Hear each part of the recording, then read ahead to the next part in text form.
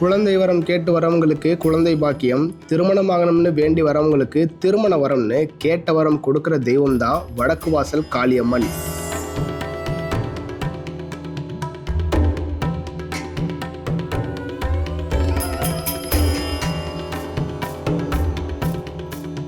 மதுரை சிம்மக்கல் தமிழ்ச்சங்கம் ரோட்ல தான் வடக்கு வாசல் காளியம்மன் கோவில் அமைஞ்சிருக்கு. வைகை கரையோரம் மதுரை வடக்கு எல்லையில் அமைஞ்சிருக்கிறதாலும் வடக்கு பார்த்து காளி அமர்ந்துள்ளதாலும் வடக்கு வாசல் காளின்னு பெயர் வந்ததா கூறப்படுது. இது முழுக்க முழுக்க கல்மண்டபத்தாலான ஒரு பழமையான கோயில். இந்த கோயிலோட ஒரு சிறப்பு அம்சமே வேண்டிய வரம் கிடைக்கிறது தான். நின்ற கோலத்துல இருக்கிற சிங்கத்து மேல அமர்ந்துள்ள இந்த காளியம்மன் கோயில்ல அமாவாசை அன்னைக்கு பிரத்யங்கரா பூஜை வெகு விமர்சையா நடைபெறும். நினைச்ச காரியம் நடக்கணும்னு வேண்டவங்க இந்த பிரத்யங்கரா பூஜையப்போ மிளகாய் வத்தல், உப்பு, வெண்கடுகு, எலுமிச்சம்பழம் மற்றும் சில ஹோம சாமான்களால பக்தரோட பெயர் மற்றும் ராசிக்கு அர்ச்சனை செஞ்சு அந்த ஹோமத்துல போடுறதால அந்த காரியம் கைகூடும்னு சொல்றாங்க.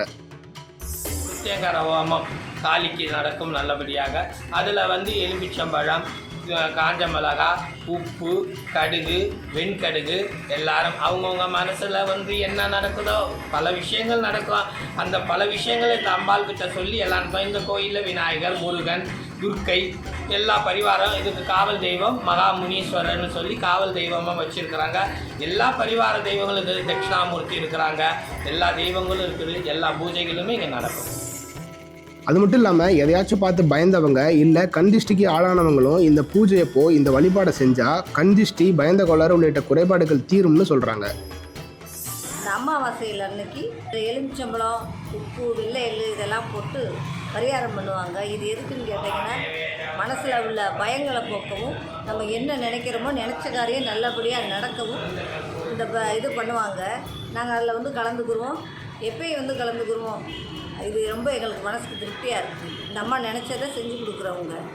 எப்பயும் இவங்க எல்லாமே எந்த ஒரு காரியமும் நாங்கள் செய்ய மாட்டோம்.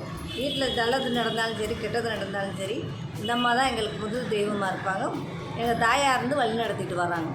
அது செவ்வாய் வெளி தவறாமல் எங்கள் பிரார்த்தனையை நிறைவேற்றிட்டு போவோம். என்ன மனசில் குழப்பம் இருந்தாலும் இந்த அம்மா பிரச்சனையை தீர்த்து வைப்பாங்க.